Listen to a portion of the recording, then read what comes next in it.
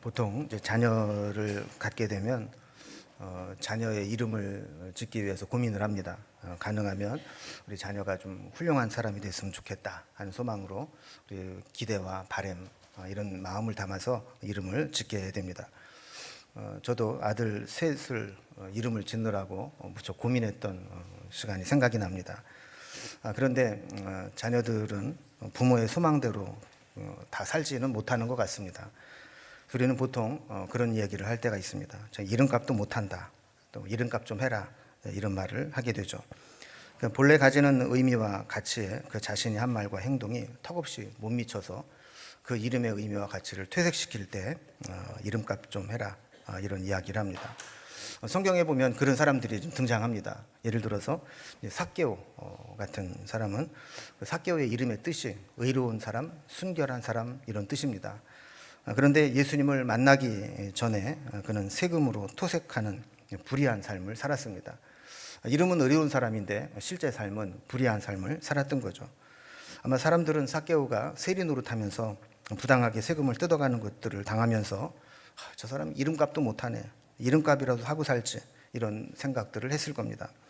또 오늘 본문에 나오는 오네시모도 그랬습니다. 오네시모의 원래 이름의 뜻은 참 좋습니다. 유익한, 쓸모있는, 도움이 되는 이런 의미를 가진 이름입니다.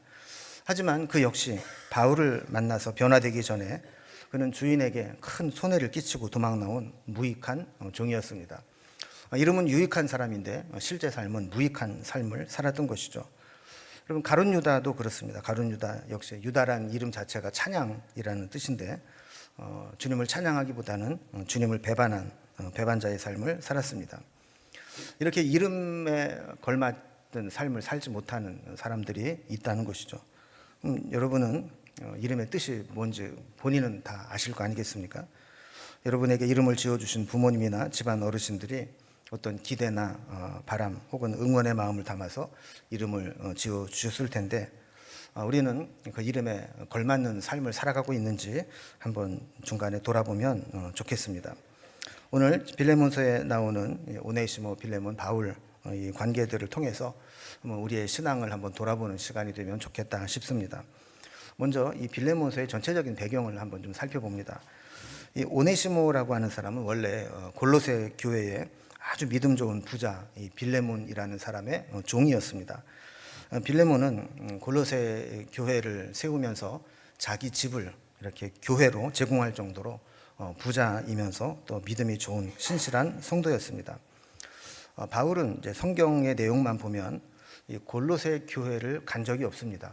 골로새 교회는 바울이 세운 교회가 아닙니다. 그러다 보니까 바울과 이 빌레몬이 어떻게 만났을까 하는 생각을 좀 하게 되는데 사실 직접적인 가능성을 찾기는 쉽지 않습니다.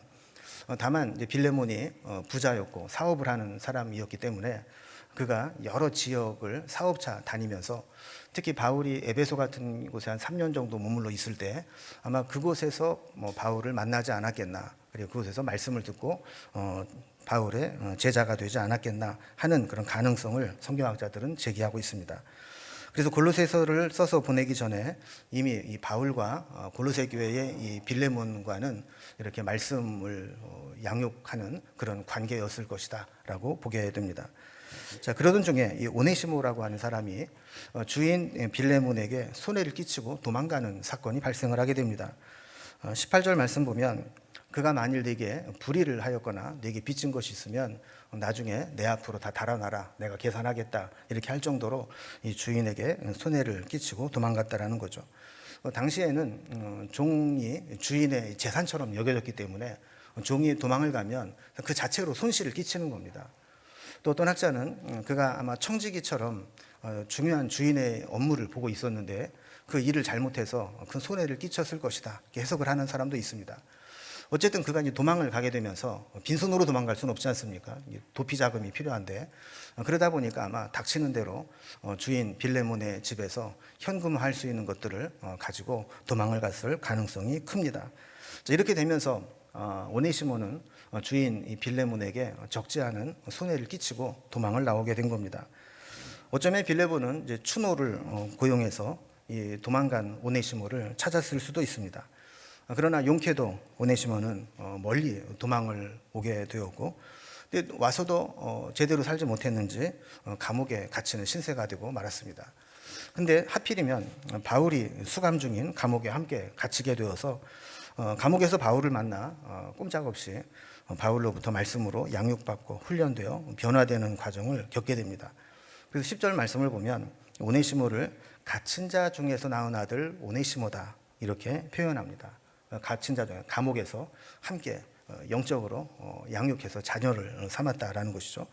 12절에 보면 이제는 바울의 신복이 되어 바울 사역에 꼭 필요한 사람이 되었던 것을 보게 됩니다. 바울은 이 편지를 쓸 당시에 나이가 많아서 수정드는 자가 필요한 상태였고, 마침 그 역할을 감옥에서 만난 오네시모가 잘 충실히 해주고 있었습니다. 그래서 13절 말씀 보면 그를 내게 머물러 있게 하여 내 복음을 위하여 갇힌 중에서 너 대신 나를 섬기게 하고자 하더니 그랬어요. 지금 딱 좋다는 거죠. 오네시모가 감옥에서 나를 만나서 변화되고 나를 수종 들고 있는데 내 곁에 계속 두고 복음을 위해서 함께 일하면 좋겠다 하는 마음을 가졌다는 겁니다. 하지만 이제 오네시모가 원래 빌레몬의 종이었고 도망 나왔다라는 것, 또 주인에게 피해를 입히고 도망 나온 종의 신분이라는 것을 알았기 때문에 먼저 이 오네시모를 원래 주인이었던 빌레몬에게 돌려보내서 허락을 받고 다시 바울을 섬기면 좋겠다 하는 마음을 갖고 있었습니다. 그래서 어떻게 보면 이제 사적으로 보낸 편지가 바로 오늘 우리가 읽은 빌레몬서라고 하는 편지죠. 오늘 본문에 나타난 이 바울의 이 서신을 보면서 우리가 바울을 통해서 배울 수 있는 바울의 신앙과 인격은 어떤 것들이 있는지 한번 정리를 해보고자 합니다. 먼저 첫 번째로 바울의 신앙 인격 중에 본받을 것은 이 상대방을 먼저 위하는 배려심입니다. 바울은 여러모로 빌레몬보다 윗사람이었고 어떤 권위를 가지고 있었던 사람이었습니다. 9절에 보면 나이가 많은 나 바울은 이렇게 자기를 소개합니다. 사실 나이로 밀고 나가면 이제 꼰대 소리 듣기 쉽지만 어쨌든 객관적인 상황이 나이가 많이 있었다라는 것을 이야기하고, 13절에 보면 이제 오네시모를 갇힌 자 중에서 너 대신 나를 섬기게 하고자 했다 이렇게 말하면서, 지금 이제 오네시모가 바울을 수종들지 않으면 마땅히 네가 나를 수종들어야 될 상황인데 너 대신 지금 오네시모가 나를 수종들고 있다 이렇게 이야기를 합니다. 또 19절에 보면 내 자신이 내게 빚진 것은 내가 말하지 아니하노라 그랬습니다. 그러니까 지금 바울이 빌레몬에게 지금 결산하자 이런 건 아니지만 너도 나한테 빚진 게 있지 않느냐, 너도 나한테 신세진 게 있지 않느냐, 근데 지금 이 오네시모를 나에게 보내주면 네가 나한테 신세 갚을 수 있는 절호의 기회니까 지금 내 말대로 오네시모를 보내주면 좋겠다 하는 겁니다. 자, 이런 상황에서 어떻게 보면 8절에 있는 말씀과 같이 바울은 빌레몬에게 아주 담대하게 마땅히 명할 수도 있었다라고 이야기를 하죠. 여러 가지 조건이나 권위나 상황으로 볼 때 명하듯이 너 이러니까 오네시모 나한테 보내 이럴 수 있다라는 겁니다. 그런데 그는 9절 말씀과 같이 도리어 사랑으로 간구한다 이렇게 이야기를 합니다. 바울은 항상 상대방을 먼저 생각했고 상대방의 유익을 위해서 자신의 권한과 권리를 다 사용하지 않았습니다. 그럼 사실 우리가 내가 가지고 있는 권한, 이 권리, 이거를 제한한다라고 하는 것은 사실 말처럼 쉬운 게 아닙니다. 내가 권리를 누리면 그만큼 편할 수 있고 많은 혜택을 볼 수 있는데 그것을 스스로 제한한다라고 하는 것은 쉽지 않은 일입니다. 자신의 권한과 권리를 제한하면 그만큼 내가 수고해야 되고 특권과 혜택을 포기하는 것이기 때문입니다. 그러나 만약에 내가 가진 권리와 권한을 다 사용할 때 그것 때문에 누군가가 불편하고 누군가가 손해를 보고 누군가가 피해를 보게 된다면 내가 스스로 내 가진 권한과 권리를 포기하겠다, 제한하겠다 하는 것이 사실 성숙한 사람의 모습이라는 거죠. 바울은 빌레몬에게 명령하듯 요구할 수 있는 근거와 자격과 상황들을 가지고 있었다고 이야기를 합니다. 아까 살펴본 9절 말씀과 같이 바울은 나이가 지금 많습니다. 또 바울은 지금 그리스도를 위해 갇힌 자도였고 복음을 위해 살아가고 있습니다.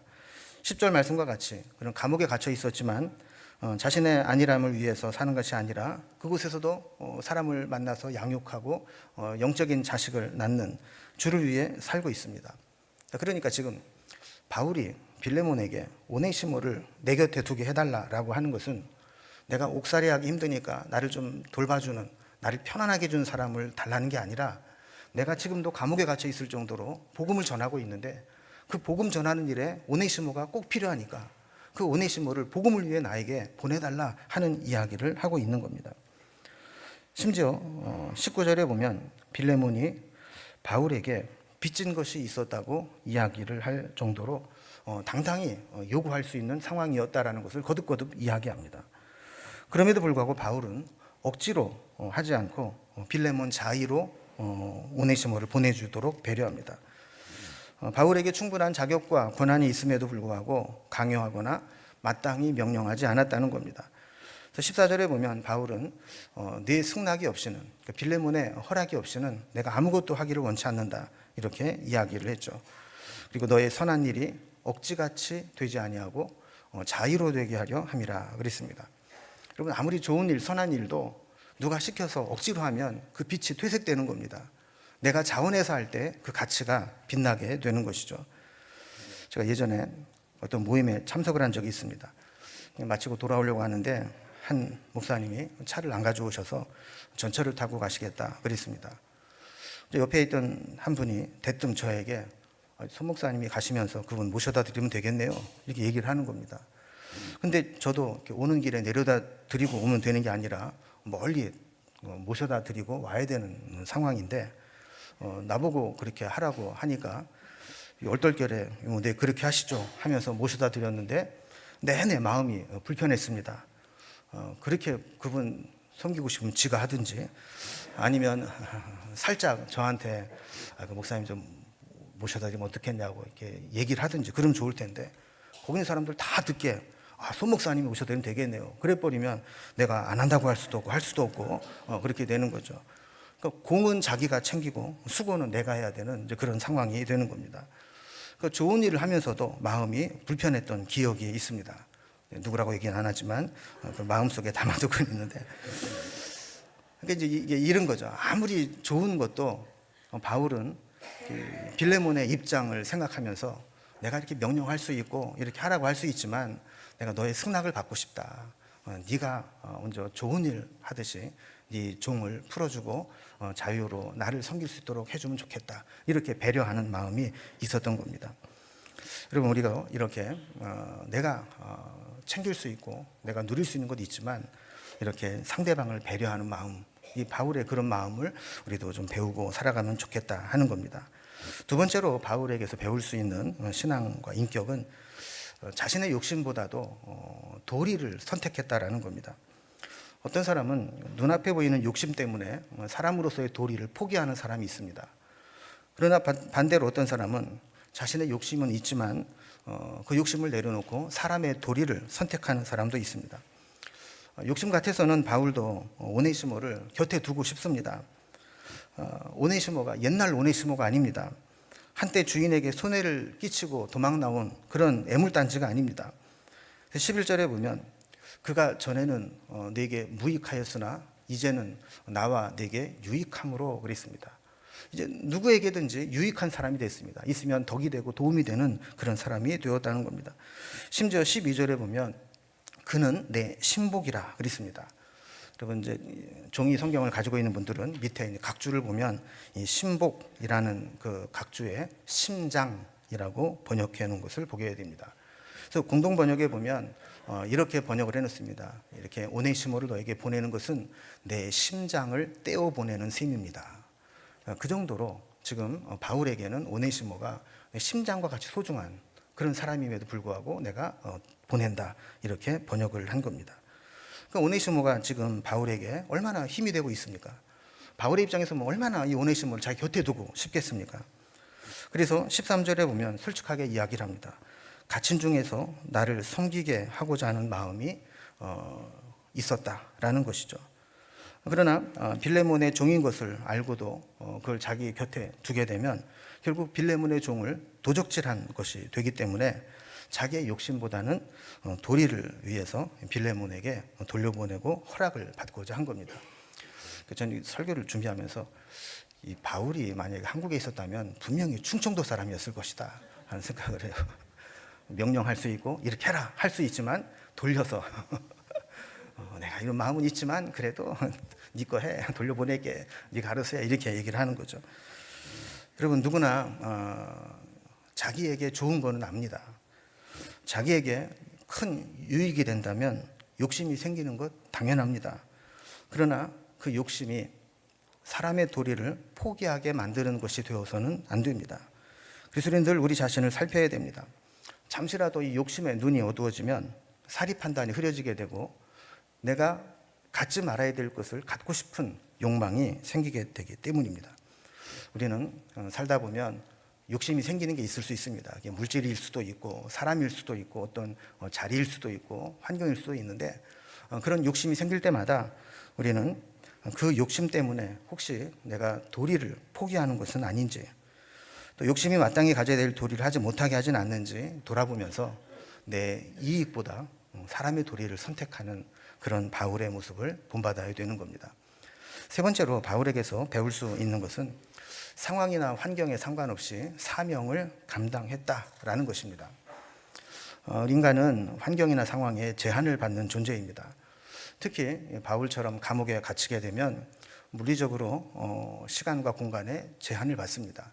그런 생활을 오래 하다 보면 내면적으로도 스스로 포기하고 나는 못해, 나는 할 수 있는 게 없어, 이렇게 제한을 하기도 합니다.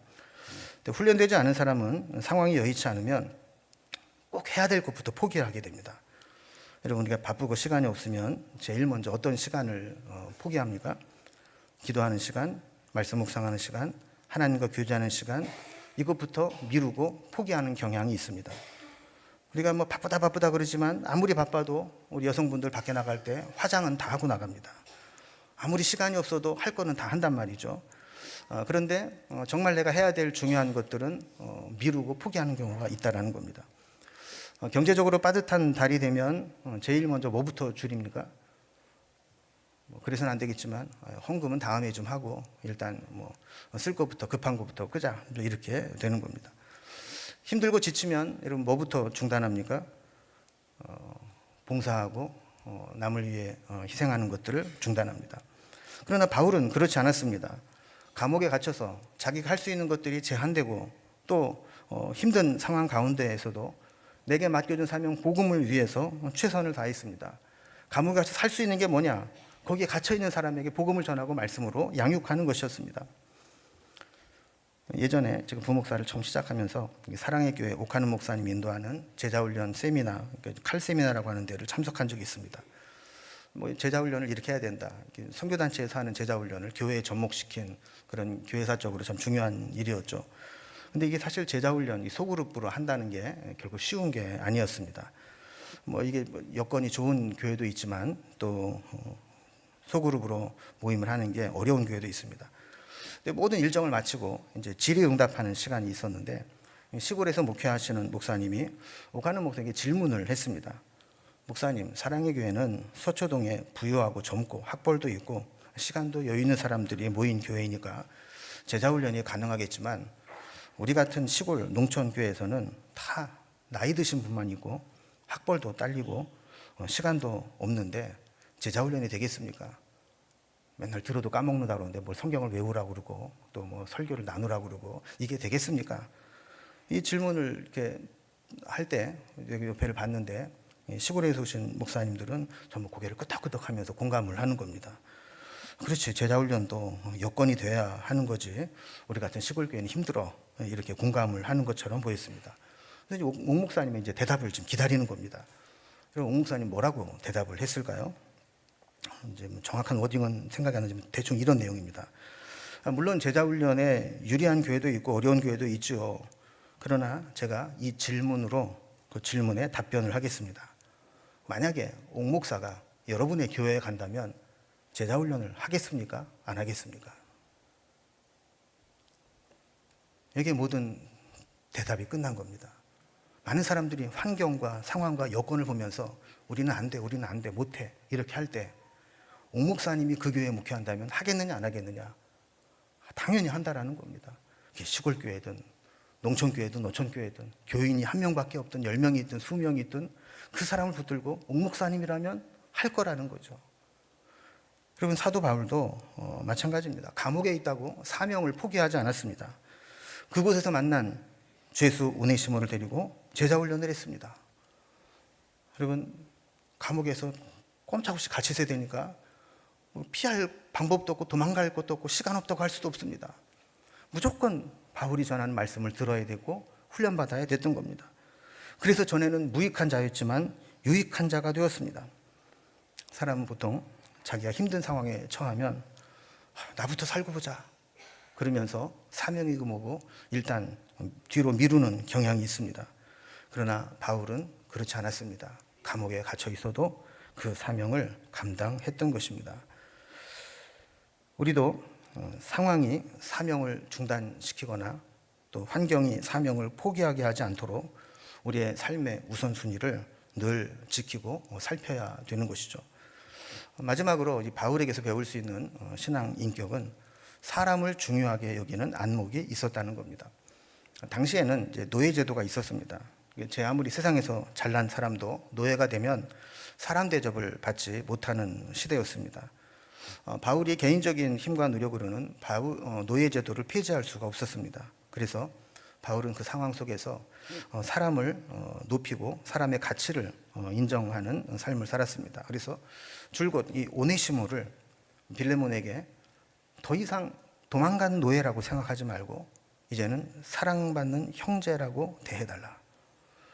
혹독한 종살이를 피해 도망갔다 할지라도 그 사람을 이제는 종이 아닌 형제로 받아달라는 겁니다. 그래서 16절에 보면 오네시모가 과거에는 도망간 종이었지만 이제는 종과 같이 대하지 말고 종 이상으로, 즉 사랑받는 형제로 받아달라 하는 부탁을 하게 됩니다. 사도 바울에게도 믿음의 형제로 받아진 사람이라면 육신의 관점에서든 신앙의 관점에서든 빌레몬에게도 형제로 여기는 것이 마땅하다라는 겁니다. 또한 그를 바울 자신을 대함과 같이 영접해달라고 부탁합니다. 17절에 보면 빌레몬이 바울의 동역자로 여긴다면 오네시모도 바울을 영접하듯 영접해달라 이렇게 부탁합니다. 나처럼 오네시모를 영접해달라는 겁니다. 게다가 만약에 오네시모가 빌레몬에게 손해를 끼친 것 때문에 마음이 불편해서 받아들이지 못한다면 내가 돌아가서 다 갚아주겠다라고 보증까지 합니다. 그래서 18절 말씀 보면 오네시모가 빌레몬에게 잘못한 것, 불의한 것이 있거나 빚진 것이 있다면 그것을 다 내 앞으로 계산해라. 내가 다 갚겠다라는 겁니다. 21절에 보면 쐐기까지 박아버립니다. 나는 네가 순종할 것을 확신함으로 내게 썼노니 내가 내게 말한 것보다 더 행할 줄을 아노라 그랬어요. 그러니까 내가 말하는 것 이상으로 너는 해줄 거다. 내가 오네시모를 이렇게 부탁을 했으면 더 극진하게 해줄 거다. 이렇게 이야기를 하는 겁니다. 그 말씀을 좀 정리해 봅니다. 여러분, 신앙과 인격은 함께 가야 됩니다. 어떤 사람은 신앙은 참 좋은 것처럼 보이는데 인격이 받쳐주지 못하는 사람이 있습니다. 또 반대로 어떤 사람은 참 인격은 좋은 것 같은데 믿음이 없는 사람이 있습니다.